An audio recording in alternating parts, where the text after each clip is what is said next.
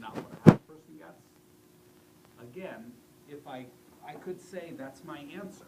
My answer is on the board here. But on a standardized test, there's no bubble for that. It doesn't say how much does a half a person get.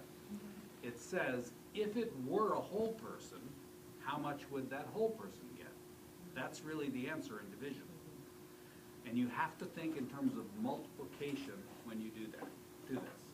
So what do I have to do to this half a person in order to make him whole?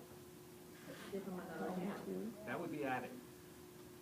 Multiply by 2? I have to double it, right.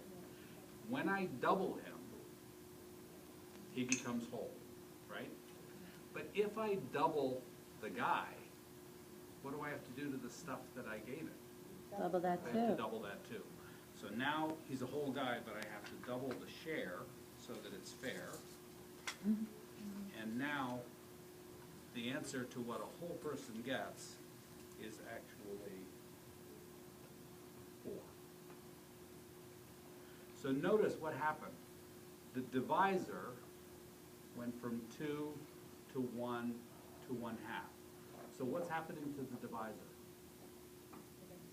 It's getting smaller and smaller. What's happening to the dividend? Staying the same. So as the divisor gets smaller and smaller, what happens to the quotient? It gets bigger and bigger and bigger. That's counterintuitive. You know, when you divide by a really small fraction, you get a really big number. Because what you're saying is that you're going to give this share to a really small portion. But what your answer has to be is what would the whole thing get? So the answer gets really big suddenly.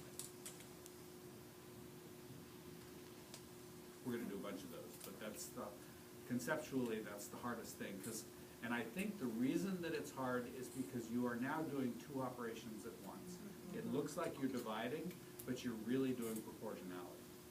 You're saying, if I were to give 2 to a half, what would a whole get?